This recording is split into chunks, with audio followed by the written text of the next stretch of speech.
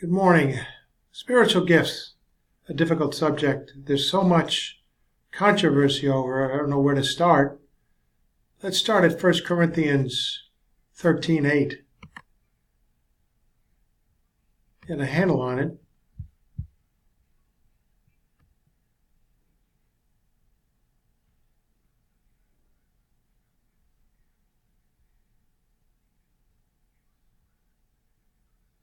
First Corinthians 13:8 through 13. I guess there's so much to this file here that I've done that let's go to the table of contents and get some highlights in there, and you can go back at your leisure. Here's what you can key in to get to the same page.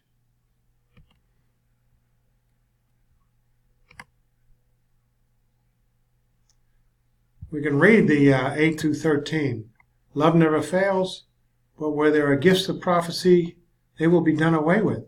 Where there are tongues, they will cease. Where there is knowledge, it will be done away with. Notice they're not forever.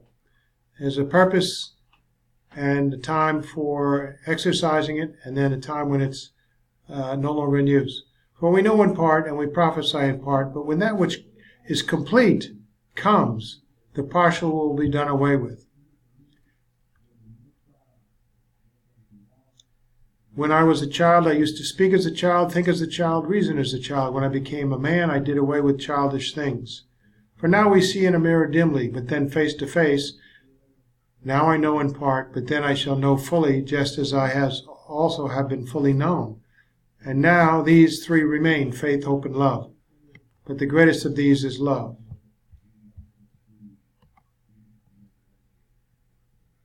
So, agape love is eternal, it never fails, but the spiritual gifts of tongues will cease, and prophecy and knowledge are only partial and will be done away with as well.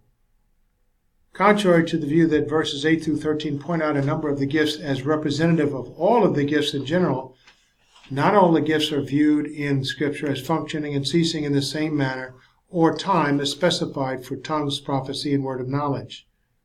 The focus has to be on all of Scripture and what each spiritual gift is meant for, its time of beginning and time of ceasing.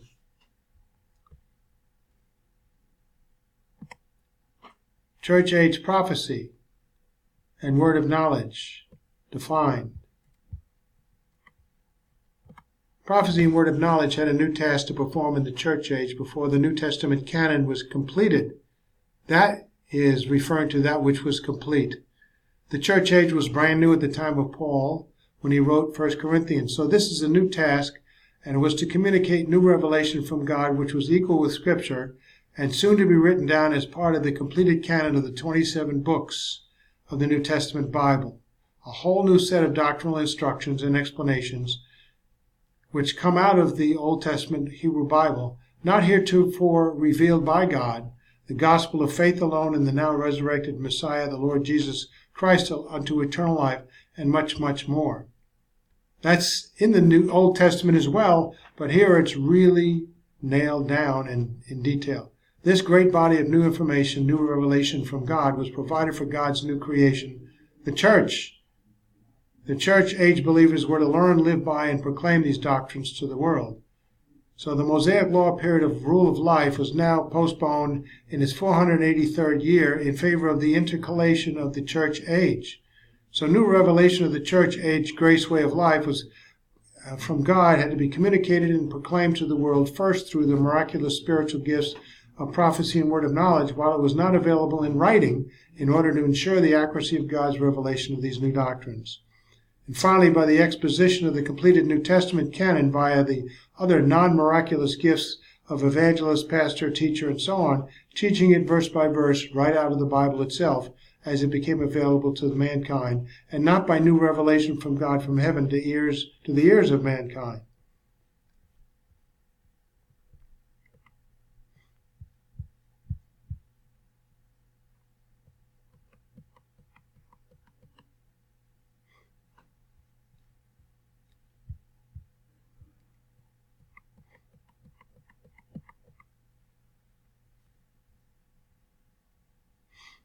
The purpose of the New Testament spiritual gift of tongues.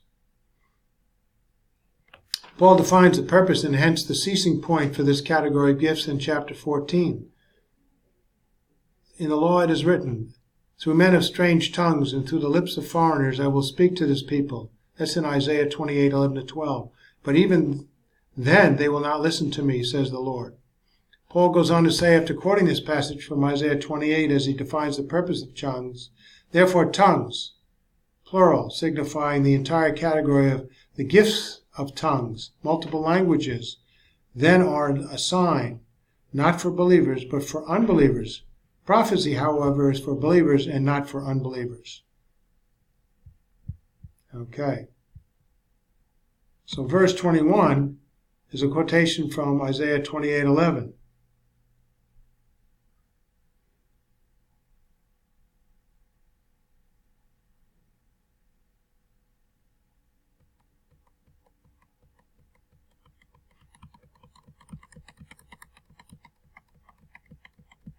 The application of Isaiah 28:11 to 1 Corinthians 14-21 is a sign and warning to Jews.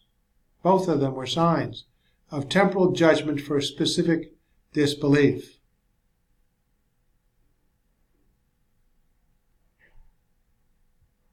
So foreign tongues to non-Jews would not be so much of a unique sign of unbelief as it would be to dispersed Jews coming away from faraway lands to Palestine, who then heard their second language from that faraway land spoken to them in Palestine instead of the customarily expected Aramaic or Hebrew.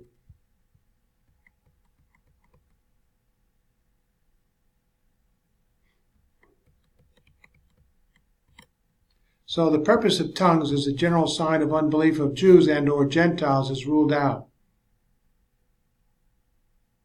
Since God is sovereign and since he created the spiritual gifts of tongues as a sign for something specific relative to a certain kind of unfaithfulness of Israel in accordance with Scripture, with no other conditions to be met such as some kind of additional cooperation by believers not so stipulated in Scripture, and since we do not have historical evidence for the continued expression of the New Testament sign of gifts of tongues in accordance with Scripture for the centuries following the 1st century A.D., and since there had never been a lack of widespread unfaithfulness amongst Jews and or Gentiles throughout the same centuries, then we must conclude that the gift of tongues was not created by God as a sign of general unbelief, but that they indeed have ceased. So when they did cease is a good time to find the evidence for the precise fulfillment and while it was being exercised in 70 A.D. And it is a good time to find evidence of the precise content of unbelief, which is the rejection of the Messiahship of Jesus Christ.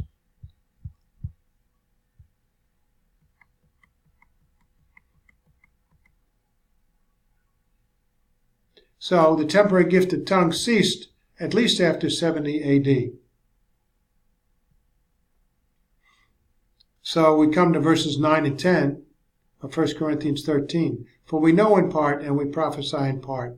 But when that which is complete, which is the New Testament Scriptures, which is neuter, as opposed to that which is partial comes, the partial will be done away with, which would be the gifts of word of knowledge and prophecy. Notice that tongues is not in view in verses 9 and 10, which refer only to the gifts of knowledge and prophecy, which are classified as partial and then qualified as being done away with when that which is complete comes. This is supported by the passive voice of the verb rendered shall be done away with, referring to action affecting knowledge and prophecy, as opposed to the middle voice of the verb rendered shall cease, implying self-imposed action of tongues. Tongues will cease of its own accord when its purpose is fulfilled.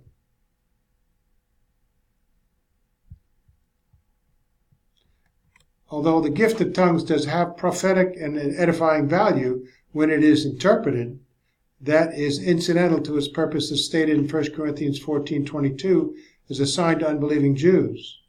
And therefore it cannot be considered primarily as a partial revelatory gift as knowledge and prophecy are specifically designated in this passage.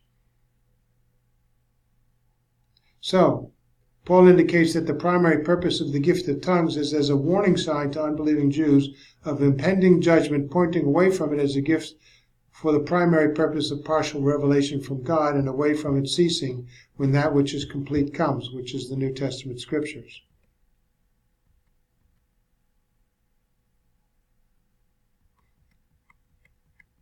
The gifts of word of knowledge and prophecy are partial revelatory gifts of a temporary nature, for we know in part, and we prophesy in part. These are the new revelation which will appear in the New Testament Greek Bible, the revelation which is available throughout the world now, once it's circulated in print.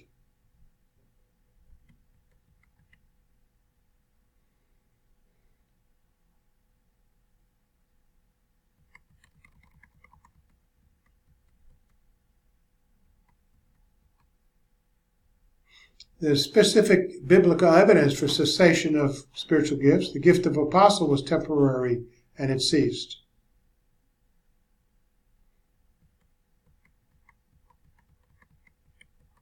Verse 10 speaks of the time, in 1 Corinthians 13:10, when that which is complete comes, not the time when that which is perfect comes.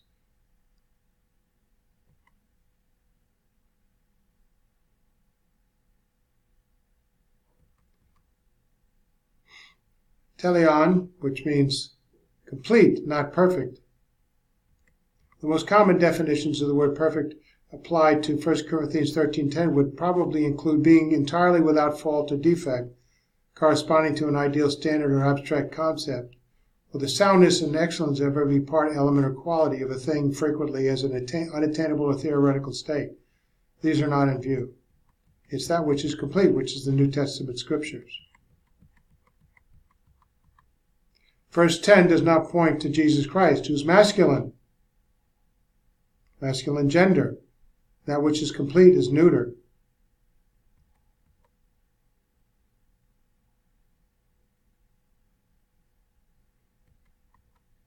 And verse 10 does not point to the millennial age or eternity future either.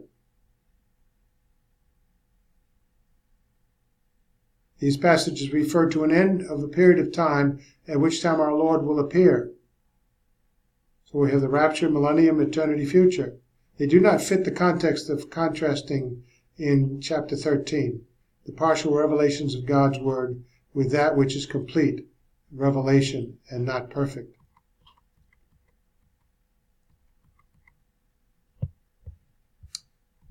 And verse 10 cannot be the completion of the body of Christ, since the context is looking for a source of completed revelation and not the full complement of church-age believers. Verse 10's major focus time-wise, is the time span of the Corinthians to whom Paul was addressing.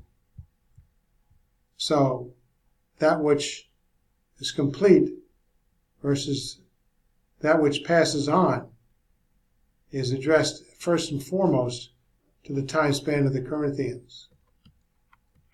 Objectors maintain that the completion of the New Testament writings coinciding with cessation could not be in view in 1 Corinthians chapter 13, nor in Paul's or the Corinthians' minds.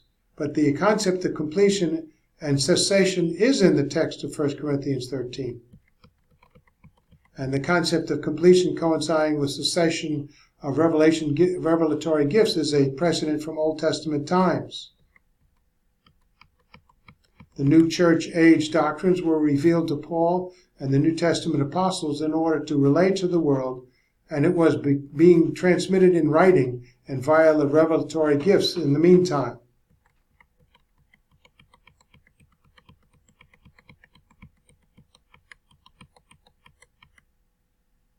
History shows that the miraculous sign gifts have not been properly exercised, if at all, since the first century, and are therefore not authentic.